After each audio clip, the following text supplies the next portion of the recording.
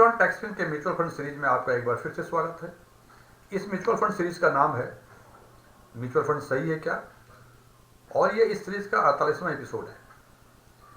यदि मेरा ये वीडियो आपको पसंद आए इसे लाइक करें, अपने फ्रेंड्स के साथ शेयर करें, कुछ क्वेरीज हो कमेंट करें, कुछ चीज़ें अच्छी लगी हों बताएं, कुछ चीज़ें अच्छी नहीं लगी हों इसके बारे में बिल्कुल बताएं, और हमारी सारी वीडियो आपको लगातार मिलती रहे इसके लिए आप मेरे चैनल एस्ट्रॉन टैक्सफिन को सब्सक्राइब करें और उसके बगल में जो बेल आइकॉन है उसे भी क्लिक करें। क्या आप जानते हैं कि म्यूचुअल फंड इंडस्ट्री कितने एसेट को मैनेजमेंट करती है? मतलब म्यूचुअल फंड इंडस्ट्री के पास एसेट अंडर मैनेजमेंट कितने हैं? सीधे साफ शब्दों में एसेट अंडर मैनेजमेंट का मतलब इन्वेस्टर्स के कितने पैसे म्यूचुअल फंड इंडस्ट्रीज के पास हैं जो उसको मैनेज करती है। ये जब फिगर देखेंगे तो आप चौंक जाएंगे। तो देखते हैं 30 नवंबर 2012 को ये 7.93 ट्रिलियन था। ये 7.93 it's a small figure, but if you talk about the trillion तो शायद आपको 5 सेकेंड में ये नहीं बता पाएंगे कि इसके बाद कितने जीरो लगेंगे। ये 7,93,000 करोड़ है। 7,93,000 करोड़ ये 30/11/22/12 को था, मतलब नवंबर 2012 को था। यही अमाउंट अगले 5 साल में बढ़ के 22.79 ट्रिलियन हो गया, और ये अमाउंट नवंबर 2022 को बढ़ के 40.38 ट्रिलियन मीन्स 40,38,000 करोड़। नवंबर 22 के एमएफआई के डाटा के हिसाब से इतना asset mutual fund industry manage करता है, और नवंबर 2022 के दिन ही टोटल फोलियो जो थे, मतलब टोटल अकाउंट्स जो थे उनके पास वो 139.88 मिलियन, जिसे कि हम सीधे साफ शब्दों में 13,98,000 करोड़ कह सकते हैं। फ्रेंड्स, ये डाटा लगता है क्या हो गया? ठीक है, ये आप देखें कि ऑलमोस्ट 5 टाइम्स पिछले 10 साल में 7.93 ट्रिलियन से बढ़ के ये 40.38 ट्रिलियन हो गया। ये ऑलमोस्ट 5 टाइम्स बढ़ गया। क्या इसके पीछे फंड मैनेजर का ही केवल हाथ है? एएमसी के डायरेक्टर का ही केवल हाथ है? डिस्ट्रीब्यूटर का ही केवल हाथ है? फ्रेंड्स, इन सबों का हाथ है, योगदान है, लेकिन इन सबों को लोग जानते हैं। आज हम एक ऐसी एजेंसी के बारे में बात करेंगे जिनका मेरे विचार से सबसे बड़ा योगदान है, और वो इन्वेस्टर्स को इनकरेज करते हैं म्यूचुअल फंड इंडस्ट्री में इन्वेस्ट करने के लिए, और उसको कहते हैं RTA. RTA means registrar and transfer agent. अब हम देखते हैं कि रजिस्ट्रार एंड ट्रांसफर एजेंट्स कितना इंपॉर्टेंट काम करता है। रजिस्ट्रार ट्रांसफर एजेंट्स मीडिएटर का काम करता है इन्वेस्टर और एएमसी के बीच में। आप एएमसी को नहीं देखते, बट आरटीए से मिलते हैं। आरटीए से ही जो फ्रंट लाइन जो एजेंसी है वो आरटीए ही है, वो मीडिएट करती है between AMC and the investors. ये इन्वेस्टर्स का प्रॉपर रिकॉर्ड मेंटेन करती है।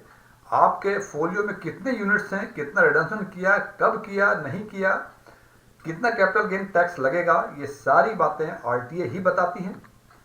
ये बाइंग, रिडीम और स्विच इन स्विच आउट करने में एक उचित प्लेटफॉर्म आपको प्रोवाइड करती है। इसके थ्रू ही आप परचेज करते, स्विच करते, रिडीम करते, स्विच इन करते, स्विच आउट करते।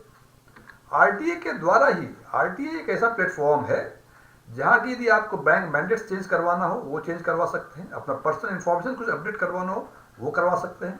और last the KRA, RTA also act as a KRA। KRA means KYC registration agency. आप जानते हैं कि फाइनेंशियल इंस्टीट्यूशंस में इन्वेस्टमेंट करने के लिए केवाईसी कंप्लायंस होना बहुत जरूरी है, और KYC compliance in case of mutual fund industry ये KRA का भी काम करती है। आप रजिस्ट्रार एंड ट्रांसफर एजेंट के पास जाके अपना केवाईसी कंप्लायंस करवा सकते हैं। और आज के दिन में म्यूचुअल फंड इंडस्ट्री इंडिया में 3 आरटीए हैं। सबसे पहला है CAMS, computer age management service limited. इसमें आप जाके म्यूचुअल फंड के जितने काम हैं, या तो आप रेस्पेक्टिव फंड हाउस में जाइए या आप इन आरटी के पास जाइए। तो केम्स के पास जो एएमसी हैं, जो केएमसी मैनेज करती हैं, ये या तो उनके फंड हाउस में जाएं या केम्स के ऑफिस में जाएं, सारे काम आपके इन दोनों ऑफिस में से कहीं भी हो सकता है। दूसरा है केफिन टेक, कार्वी फाइनेंशियल टेक, और तीसरा है FTAMIL। FTAMIL means Franklin Templeton asset management of India limited. ये FTAMIL जो है ये केवल फ्रैंकलिन टेम्पल्टन AMC को ही मैनेज करती है, उसी का डाटा रखती है, उसी के इन्वेस्टर्स को ये सर्विस प्रोवाइड करती है, और फ्रैंकलिन टेम्पल्टन को के इन्वेस्टर को सर्विस प्रोवाइड केम्स भी करती है। सो फ्रैंकलिन टेम्पल्टन के इन्वेस्टर्स के लिए दो पॉइंट्स हैं। एक पॉइंट है फ्रैंकलिन टेम्पल्टन का खुद का ऑफिस, दूसरा है केम्स। और जितने 43-44 AMC आज के दिन में हैं, ये दोनों बटे हुए हैं केम्स और केफिन टेक के बीच में। फ्रेंड्स, ये जब आप RTA का वर्क सुना और आपको क्या लगता है यदि RTA ना होता तो क्या म्यूचुअल फंड इंडस्ट्री जो 41 ट्रिलियन एसेट मैनेज कर रही है, क्या वो मैनेज कर पाती? क्या लगता है यदि आपको म्यूचुअल फंड यूनिट्स परचेज करने में असुविधा होती, रिडम्पशन में असुविधा होती, कैपिटल गेन टैक्स कितना होगा इसमें असुविधा होती, तो क्या आप म्यूचुअल फंड इंडस्ट्री में इन्वेस्ट करते? फ्रेंड्स, इसकी चर्चा करने का एक ही मतलब था कि पर्दे के पीछे भी एक ऐसी एजेंसी है जिसे रजिस्ट्रार एंड ट्रांसफर एजेंट कहते हैं, जिसका एक बहुत बड़ा योगदान म्यूचुअल फंड इंडस्ट्री को इस मुकाम तक पहुंचाने में है, जिसको कि इन्वेस्टर्स नॉर्मली अवॉइड करते हैं या इसकी चर्चा कम करते हैं।